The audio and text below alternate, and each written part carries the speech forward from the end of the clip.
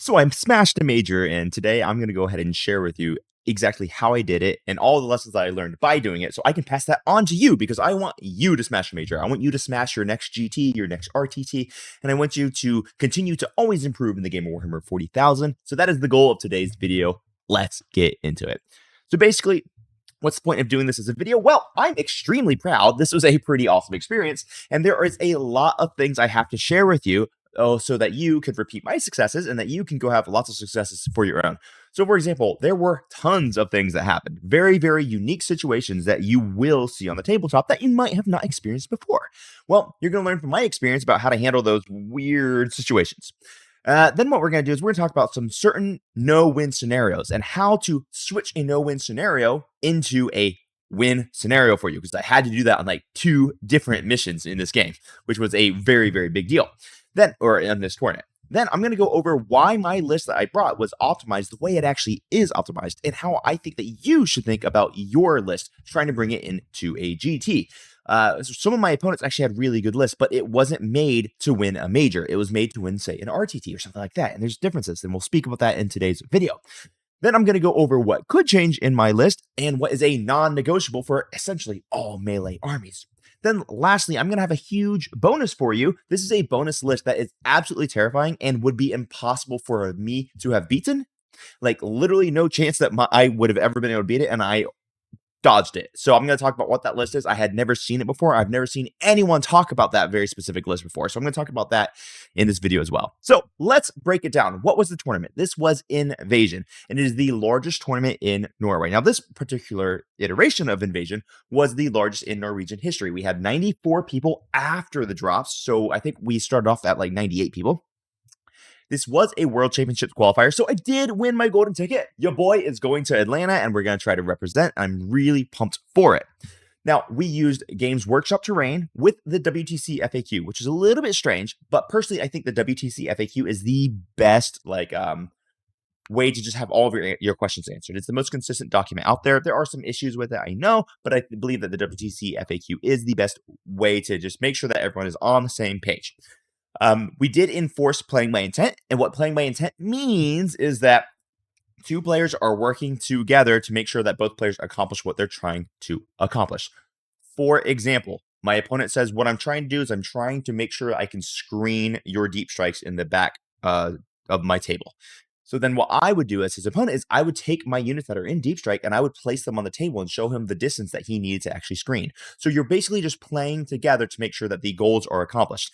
Now, if he doesn't say anything about wanting to screen me, I'm certainly not going to help him with that, right? So it's not like you're revealing your game plan, but you and the 2 players are going to be working together to make sure that this is a 2-player game that is interactive and fun.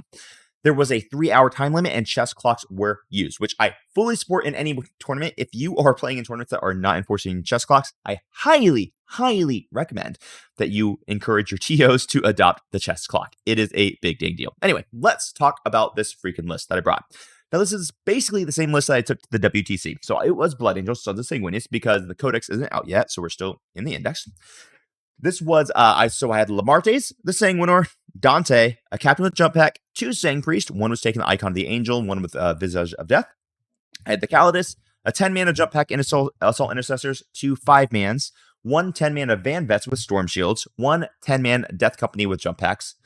They would obviously have Power Fists and Melted Pistols, 2x5 units of Scouts, a Ball Predator, and a DC Dread. Now, in this list, it was pretty simple. The Sang Priest went with the 10-man JPI and the Van Vet. Dante went with the Van Vets. The captain with jump pack went with the 10-man JPI squad. Of course, Lamartes was with the Death Company with jump packs. Now, there were multiple times in this tournament where I played this list very differently than I typically do. Generally speaking, this list, I always basically start the Sanguinor in Deep Strike, and I start my Death Company squad in Deep Strike, and I'm planning on rapid ingressing them in, and I'll bring the Sanguinor in when I get charged. Now, in this tournament, I didn't really do that nearly as often as I thought I might because of some scenarios that I'm going to highlight here for you in just a few slides. So the general theory of this list, you can go check out the complete breakdown on my WTC list, which I've already put out into the ether. But effectively, what I do with this list is I, in turn 1, move my entire army up and stage everything. In turn 2, I'm going to be rapid ingressing my Lamarte's brick, or in regardless, turn 3, or just basically depends if I go first or I go second. And then In my turn 2, I typically will charge these Vanguard veterans, led by Dante, into a big nasty unit. And when I do that, it's going to force my opponent to basically spend half of their turn just falling back and shooting to deal with that unit, which means in turn 3, I'm going to be free and clear to charge the rest of my army all in one turn. So that is the general theory of the list, and that is basically how I played it more or less every single round, with a few notable exceptions. So let's talk about round 1. Round 1, the final score was 93 to 51. Now, I was playing against a young gentleman, and this was his very first GT he's ever attended. Now, he's clearly been practicing, because when I took a look at his list, I severely underestimated him. And what I found, this was kind of a wild experience, because I looked down at the board state in round 2, and I said to myself, holy crap, I'm going to lose this game, because he has me outpositioned. The only reason that I don't think he was able to win is just one, experience, because he didn't know how to handle certain pressures I put on him, and then 2, he just didn't have a good enough list. But man, this guy knew how to play. So big shout out to Canute. He just absolutely did a really, really good job. Super impressive for his very first GT. We did play on Scorch Earth, Swift Action, and Tipping Point, and it's worth noting that I went second. Now, one of the things that a lot of Blood Angel players will do, which this is a trap, guys. Don't do that. Don't do this. Canute very specifically tried to bait me. I didn't fall for the bait, but some people would have fallen for it. He gave me the opportunity to charge into the Swarm Lord turn 1. Had I done that, though, he would have immediately been able to sweep in with his warriors and delete one of my big bricks. So that would have been a disastrous decision for me to have taken it. So even if they give you a very valuable piece turn 1, you don't have to take it turn 1. Get your staging, stay calm, collected, stick to your game plan. All right, so that was round 1. No super big surprises in this one. But this was this was the first round. We did this on Friday night. We played on the clock. It was a good experience. I'm really glad I got to play with Canute. Guy was a rock star. Let's go into round 2. Now, round 2. This is a really, I'm excited to talk about this list here. This is the perfect example of a list that can do quite well, but is not made to win a GT. And I talked to my opponent about it after the game was ended. So the game ended. It was pretty dominating defeat. It was a 96 to 25. It was Lynchpin, Raise Banners, and Search and Destroy. So he was playing a Death Star Eldar list. Now, this type of a list can absolutely work, and it's actually something that a lot of different teams around the world are looking at implementing right now, because this list does really well into certain other armies.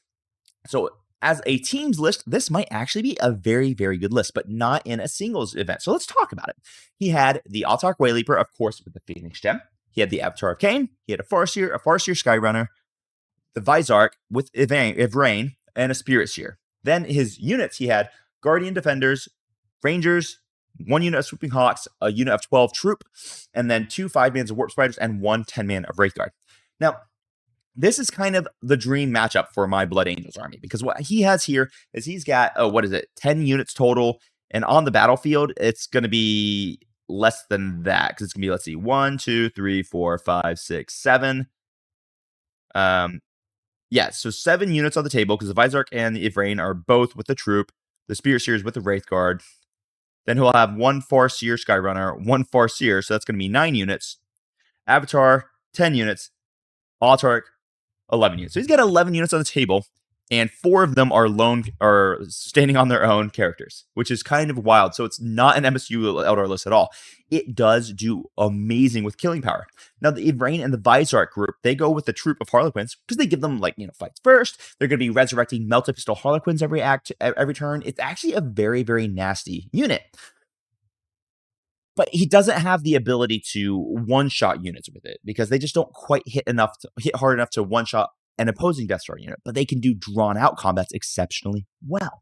So this is what I would call a 3-2 army list. So if you're planning on going to a GT, what you can do with this type of army is you can just kind of guarantee you're going to get some matchups that you're just going to smash, but you're going to run into matchups that you just get annihilated by. And it's not going to be one matchup. There's going to be multiple archetypes of list that are prevalent in the meta that will stop this list from performing really, really well. So I talked to my opponent about it, and it was fun, because as he went through the rest of the tournament, he realized what I was saying. He didn't have a bad army list, but the army itself is not, or this specific list is not made to win a GT or a major. And we were at a 6-round major.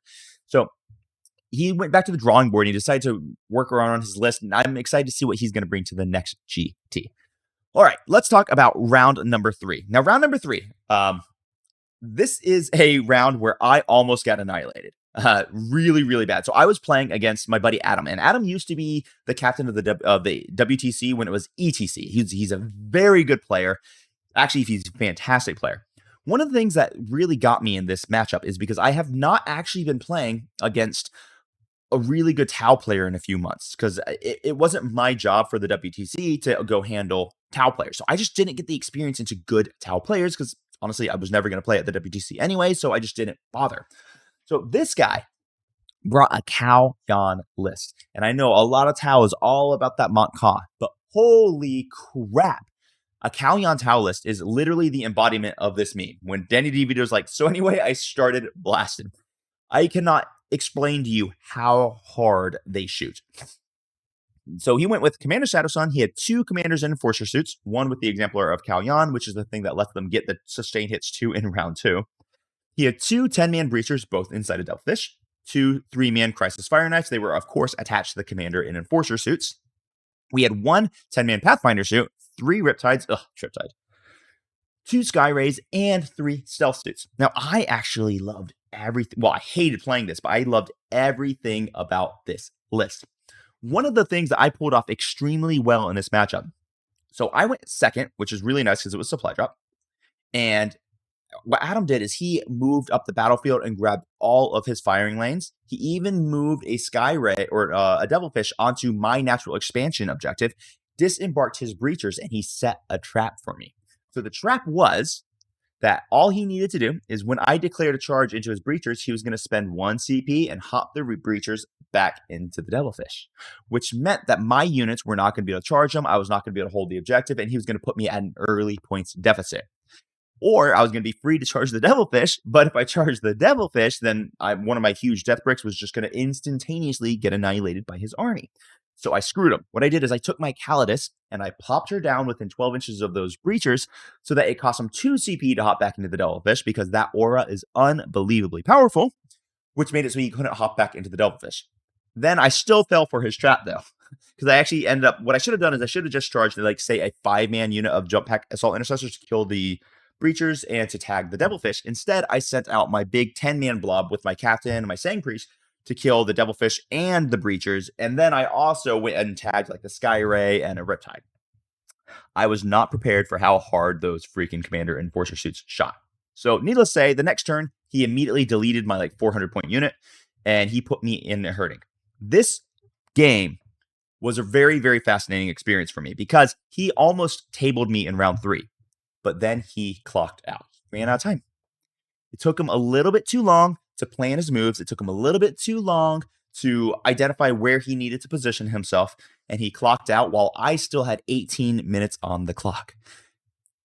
Then in those 18 minutes, I scored about 30 points. I killed about nothing in his army, but I scored about 30 points, and he scored nothing, so it ended up being about a 72 to a 46. Had he not clocked out, or had he had 10 minutes left on the table, I would have been completely tabled, and my path to victory would have been gone. Now, some people actually came up to me and they were like, oh, I'm glad you won, but it's kind of sucks to win that way. But not to me. See, here's the deal. Playing quickly, playing on the clock is a skill. It is an important part of the game. If you are fast, that means you are skilled at being fast. It is something that you bring to the game that other people don't quite. So when you learn how to play fast, guys, you get an advantage because people who are slower than you won't have as much time to play and they'll make mistakes or they'll clock out. That is a skill. It is a skill. So this is why I highly recommend all of you go check out my video in the past where I talked about how to beat the clock and how to play Warhammer faster, because building that skill will win you games, especially at these big 6-round tournaments. Because check this out, man. Adam clocked out against me because I was positioned correctly, and it just took him a little too long. But then he didn't lose another match, so he went 5-1 and he got 7th overall. He would have been in the win, and he might have actually won the entire thing had he not clocked out. So I'm not saying this to throw shade at him. As a matter of fact, he outplayed the crap out of me, so I'm giving him a lot of props. But it is a skill that I want all of you to actually recognize and consider as you're playing the game of Warhammer. So we'll move on into round 4. Round 4. So I was playing into one of my buddies who is he's a real contender all time. He's a great player. I ended up with a win of 100 to 42. This was on Purge the Enemy, Rapid, whatever. And then the Crucible of Battle was our deployment. So he was playing the Anthony of Vanilla list, which is, and we call it that because Anthony of Vanilla is kind of the guy who popularized this list. It is Angron, Karn, the Master of Executions with the Zerker Glaive, Lord Invocatus, 1x10 Berserkers. They're going to be in a Rhino with the Master of Executions, and then 1x5 Zerkers inside another Rhino, and they'll be with Karn. Then he's got 2x10 Jackals, 1x3 8-bound, 1x3 Exalted 8-bound, and a 1x6 Exalted 8-bound, and then finally a unit of Chaos Spawn. This game kind of went down to a few things. So I have always kind of thought of the World Eaters Blood Angel matchup as kind of a coin toss. Like, do the Blood Angels make their 4-up to fight on death? If they do, I think Blood Angels win. If they don't, then if they do, I think World Eaters win. If they don't, I've tended to favor the Blood Angels. I think I have learned how to play against World Eaters. So I'm going to share a little bit of a secret here, everybody. And World Eater players, I love you. You know I do. You know I play World Eaters, but I got to share the knowledge. What I've learned is effectively don't try to kill Angron. Just don't bother. The second, World Eater players all the time, they'll send Angron to go murder something, and then he'll be in position to go after you. And then people will overextend to get Angron killed. And they do it all the freaking time. And when they do it, that opens up the rest of your army to be annihilated. So here's the deal. If you don't try to kill Angron and you only go after him when it's just like an obvious give me, it's really going to screw the positioning of the World Eater players a lot. So that's what happened in this game. One thing that he did is he sent Angron right into the middle to kill my Ball Predator. And when he did it, he forgot to screen a rapid ingress. Guys, pre-measure everything. Now, this guy's a great player. He knows what he did wrong. No hard feelings. He's never going to make that mistake again. I can guarantee you that. He did not screen the rapid ingress of my Lamarte's brick. So my Lamarte's brick rapid ingress into his backlines, 12.1 inches away from Angron, 12.1 inches away from his Exalted 8-bound, 12.1 inches away from his Rhino that had a Master of Executions inside of it.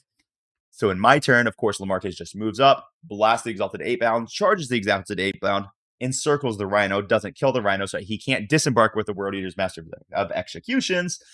I also simultaneously charged my Dante brick into Angron, killed Angron, and I had my Calidus in position to make sure that he could neither interrupt or be -1 damage. So he couldn't be -1 damage anywhere, and he couldn't interrupt because the Calidus's aura of Vect Aura made those things cost 1 extra CP. So it would have cost 3 CP instead of the 2 that he had. Because of that, it was basically over. So big lessons here, guys. You must pre-measure everything. If you know your opponent has a big rapid ingress threat, you must screen it. It is a huge deal. Then we moved on into round 5. Now, round 5 was an absolute nail biter. This was a 65-64 game. This was 65 points to 64. I won this round by 1 point. Now, this is a good buddy of mine. His name is Lassa, and he's an amazing player. He actually ended up taking 5th place in the tournament. He went 5-1. And the only round he lost by 1 point. He played amazing. And he was playing a little bit of an off-meta list, which really surprised some people. So we were playing on the Ritual with Swift Action, and it was still Crucible of Battle deployment. He played Awakened Dynasty. So many people are super hot on your Hypercrypt, and they're super hot on your Canoptic Court that we're forgetting just how darn good Awakened Dynasty still is.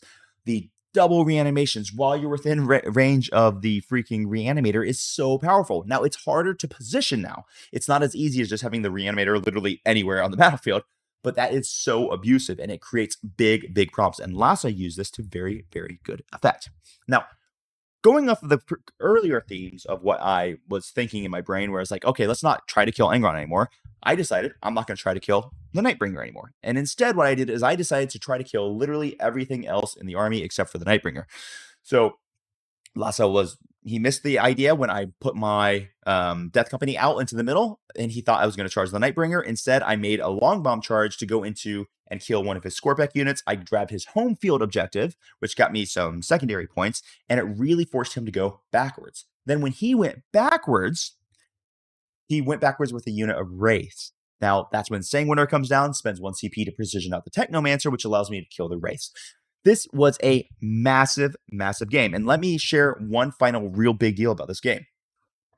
This might be the lowest my clock has ever gotten in a game. I was down to about 1 minute and 15 seconds left on the clock in this game, and Lassa ran out at the end of round 5. At the end of round 5, he ran out, and I had like a minute and 15 seconds left at the end of round 5. So we went to the wire here. In the very last round, Lhasa had about 30 seconds to analyze the battlefield and make a decision on how he was going to score his points. And he had to rush the decision, and he made the wrong decision. So he moved his units into the wrong position, so he was unable to actually end up scoring the points. And it wasn't something like, oh, just move a half inch over it and then you get like engage it. If it was something like that, I actually probably would have just allowed him to do that. But it wasn't something like that. So what happened is the clock actually forced him to make a wrong decision for really the first time that he did the entire game, because he played really masterfully. So my hat's off to him. He was freaking amazing. This was the closest game that I had, and dang, it was a nail biter. So what are we learning, guys? Really, speed on the clock is a skill that you need to develop. Do not run into a scenario where you only have 30 seconds and you're like, you have to make a rash decision, because that will screw you. Don't do it. All right. Last round. So this was a round that I am actually very, very sad was not on stream. We were supposed to have a stream set up and it just didn't get done, unfortunately. I was playing against my buddy Victor. Now, Victor is the vice captain of Team Norway, and he is an incredible player. So I won this round. I won 90-53. And this is not reflective of how this game went. Trust me, this should have been on stream. This is exactly what you wanted to see for the finals, because this game was unbelievably tricky, like just unbelievably good. So it was Take and Hold, Banners, and Tipping Point. I was going into the Crusher Stampede, and Victor had a really interesting Crusher Stampede list, and I freaking love it. I am here for it. It is a big darn problem.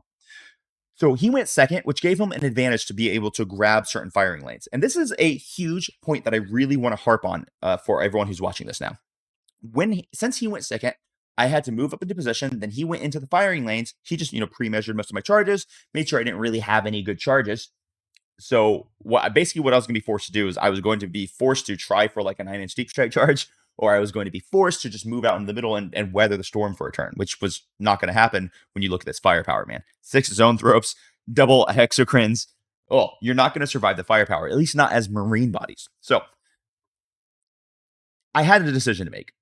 Basically what I knew, since he went second in the way that he positioned, I could play smart and I could play calm. And when I did that, we were going to have some back and forth. We are going to draw some secondaries. He was going to get some good secondaries. I was going to get some good secondaries. And eventually he's going to win by 10 points. So that's effectively what the battlefield looks like. And that's pretty much what's going to happen. Or I could go full send. This is the finals in the tournament. If I lose, I lose. If I win the tournament. If I do nothing and I play correctly and I play smart, I'm going to lose. So what I decided to do is I decided to basically just say, I put it all on the table and I'm going to go full send. So what I did is I had my Dante in position. Now, Victor actually missed the Dante measurement. So Dante actually ended up having a 6-inch charge, well, a 7-inch charge, but it was +1 because of his special ability. So I needed to roll a 6 on the dice to get into one of his Norns. Now, his Norn was not on its objective that would give it its Feel No Pain yet. So I did that. I put Dante out. I said, screw it. I'm going to go for the charge. If I make it, I can kill that Norn. Then that'll allow me to tag an X-Cran and a Rupture Effects, and that will allow me to play the game. But I didn't stop there, because this is the problem that people make. People like to go half in, not all in. Instead, I went all in, like straight up all in. I also took my captain squad with the 10 jump pack intercessors, and I took that 400-point brick, and I charged a 60-point unit of Hormagaunts with them. But after I killed the Hormagaunts, I was able to pile in and tag his Zonethropes. Now, Zonethropes were attached to the Neurothropes, so I know they can shoot into melee. Okay. But now they can't fall back and shoot. Now they don't have mobility anymore, so I shut down his mobility with that unit. I also made a charge with my Sanguinor into an X-Cran, who made sure that X-Cran doesn't have the ability to move anymore. So I locked down all of his movement for the entire turn. I also just did a deep strike of my Lamarte's brick, basically right out in the open. And Victor knew why I did it. He didn't fall for that trap. So effectively what I did is I put everything on on the board in line of sight of more or less everything. And I said, try to kill everything. Now, what a lesser player would have done, a lesser player would have shot some of the Death Company. They would have shot some of the Van Vets. They would have shot some of my Jump Pack Assault Intercessors, and they would have tried to hurt a bunch of everything. Victor didn't fall for the trap. Instead, what he did is he just focus fired down one squad, the Van Vets. He focused them down and he annihilated them. Now, this was amazing because when he did such a thing, Dante just randomly at the start of the fight phase, manages to battle shock like 2 of his units. And these are Tyranids in synapse range, which is absolutely hilarious. It made Dante like the MVP of the entire tournament. Because when he did that, I was free to fall back from the zone throws in my next turn and then charge the zone throws without having to suffer from a horrifying Overwatch. It was a brutal and amazing thing that Dante gave me. He then died valiantly in service to the Emperor. So basically what I did is I put everything on the table as far as possible, and he couldn't kill it all. And since he couldn't kill it all, and I locked all of his movement down for an entire turn, I was able to put him on a 0 for 2 different turns, and I ended up flipping the game. Had I gone just in with the Van Vets, or gone in with 2 units, or gone in with only 3 units, I would have lost because he would have been able to pick them. I would have been able to lock all of his movement down. He would have been able to pick apart one at a time, and he would have just swept. So basically, when he went second, I had about a 20% chance of winning because the only thing I could really hope for was for him to roll bad or just draw terrible secondaries. But when I put everything on the line, I gave myself like a 40% chance of winning. Because if I succeeded, I landed all the charges, I killed all the things I needed to charge, it would have been great. It would have been possible. So I went with a 40% shot, and it worked out, and I won, and I got the golden ticket. So if you are planning on going all in, guys, you desperately need to actually go all in, because I see people go half in, and they think they went all in, but they didn't, and then they get punished for it. One of the things that happens at big tournaments like this, majors, GTs, is if you have the correct plan and it doesn't work out, it's okay. You made the right decision.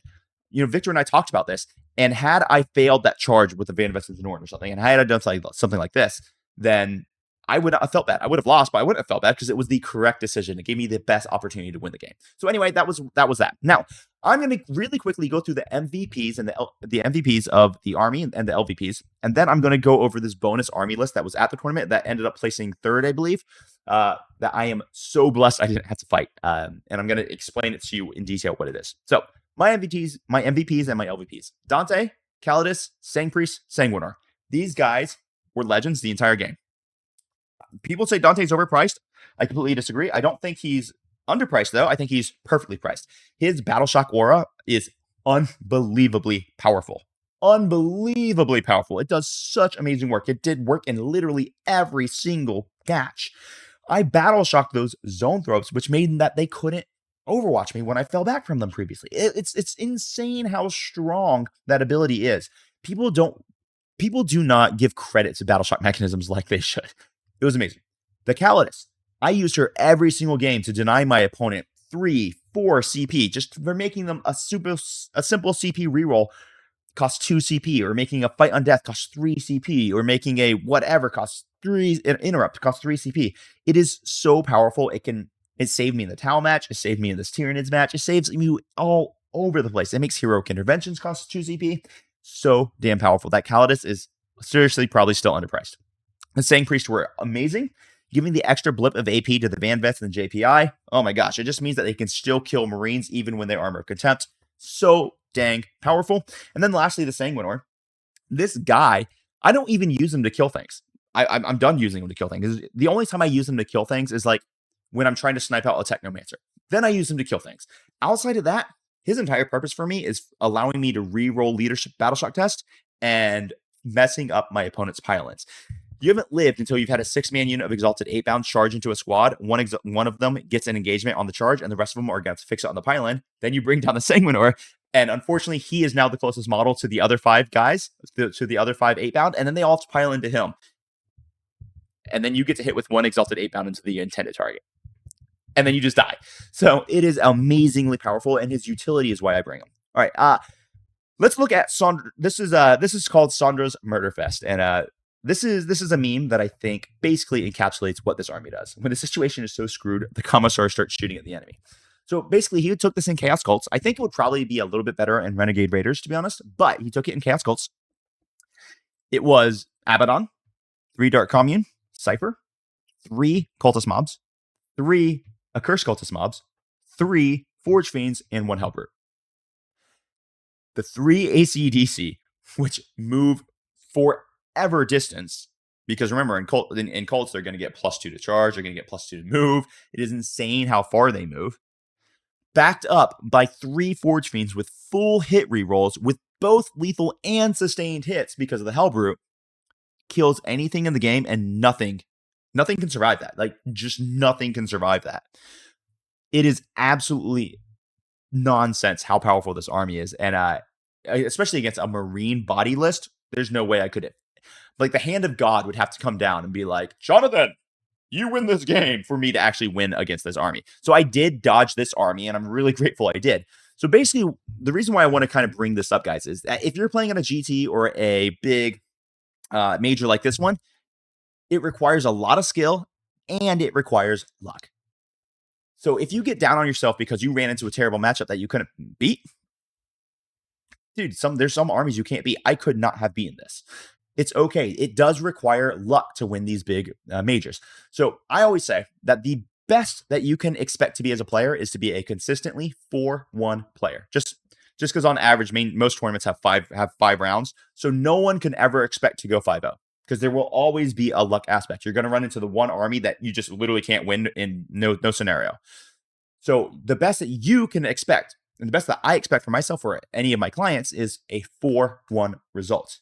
A 3-2 result is good, but a 4-1 is the best that any of the top players in the world can ever expect because there is luck. That is part of your pairings process. It's part of the rest of the game. Anyway, this was my tournament result. I got the golden ticket. I'm going to ATL. I'm really excited to be bringing you guys a lot of super cool content about that. I'm going to start doing some more live stream games here now that this has all calmed down. So I'm looking forward to seeing you guys on Friday nights when I do my live stream games, my coaching matches and everything.